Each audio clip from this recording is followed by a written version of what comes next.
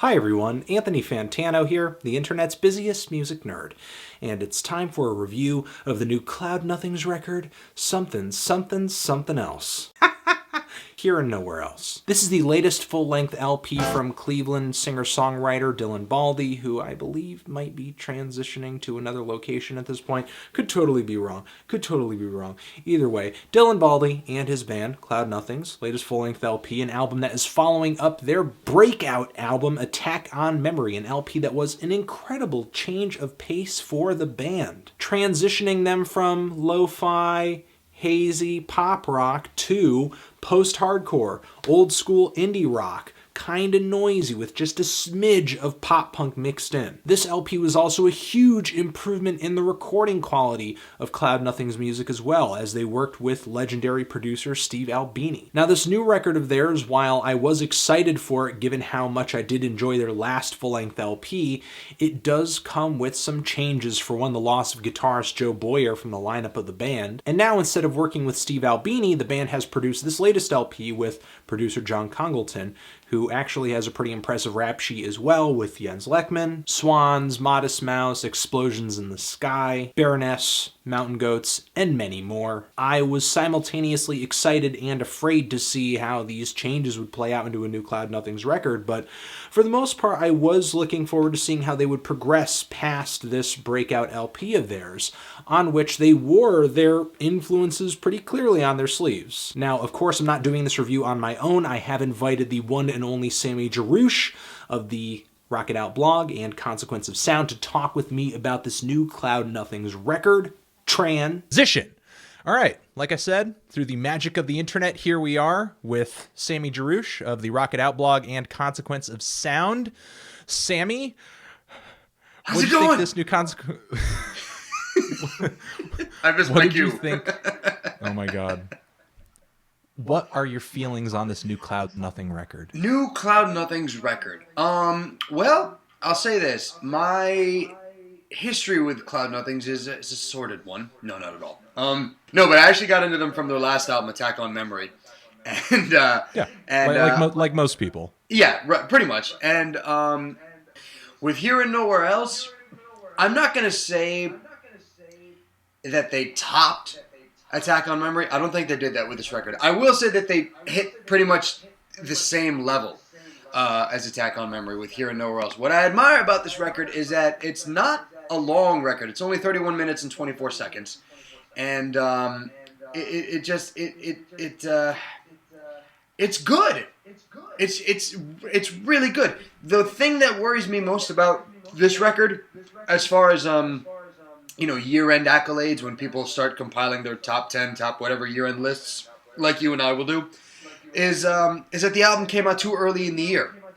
So by the time the end of the year comes... I don't know if that's... Well, time out. I don't know if that's really going to affect it, because Attack on Memory came out even earlier than this record, and that didn't really seem to affect the popularity of the album later into the year that it was released. True, there wasn't as much it was competing with at that time, but now, I mean, it came out, this album came out around a time when everyone's still talking about albums from like the War on Drugs, and then earlier albums that have come out this year that have captured the imagination, like stuff from Against Me. So while this record is good, and while this record deserves to be lauded at the end of the year, I'm a little worried that it's just going to get lost in the mix as all with other records that have come out. I think that there is a chance for this record to potentially be lost in the haze of albums that came out earlier in 2014, for sure.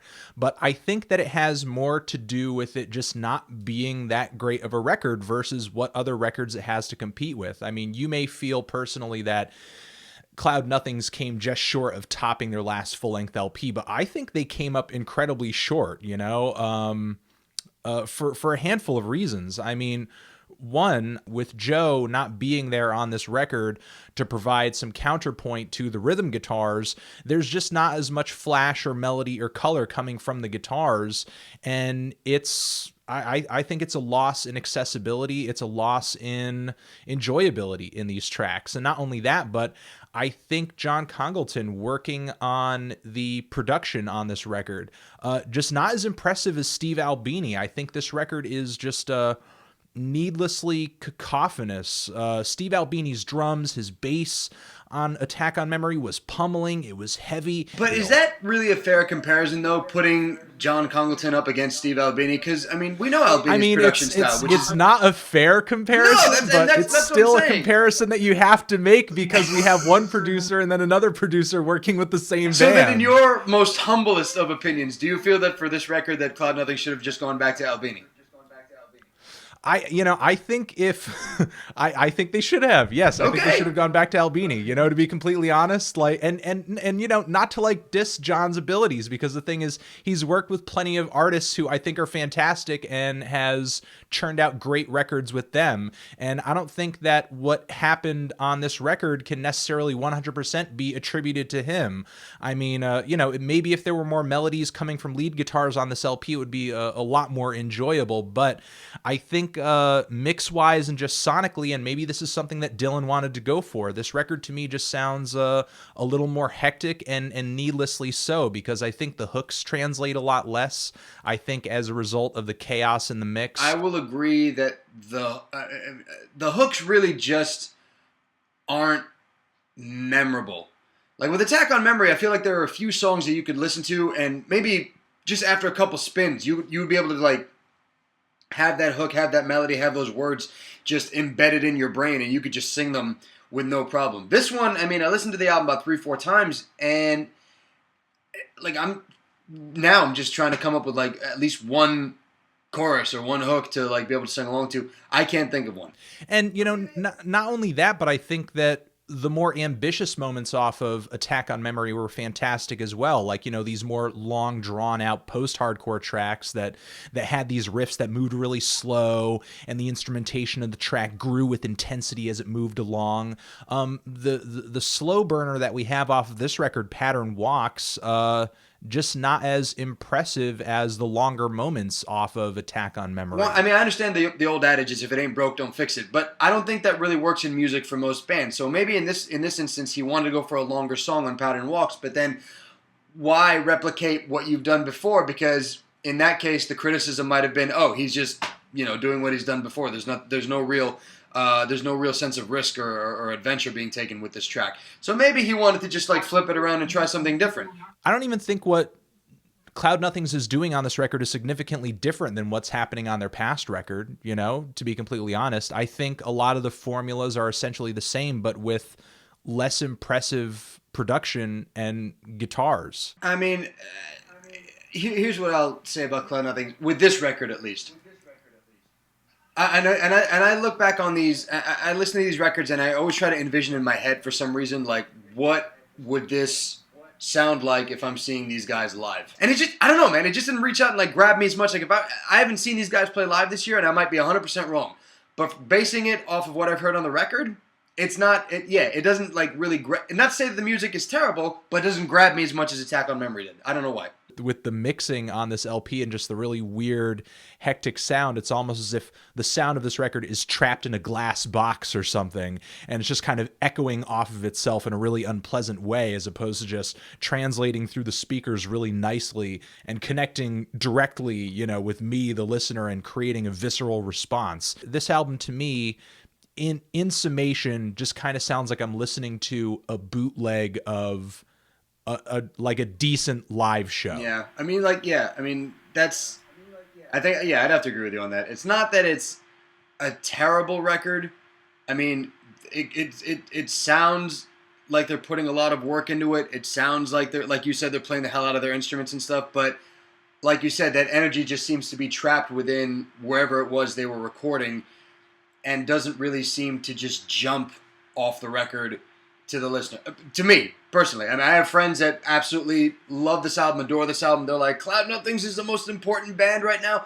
And, okay, I mean, I guess, maybe, I don't know. I mean, you could look at other punk bands right now that are doing stuff like Diarrhea Planet, So Glows, Fiddler, when they released their last record last year.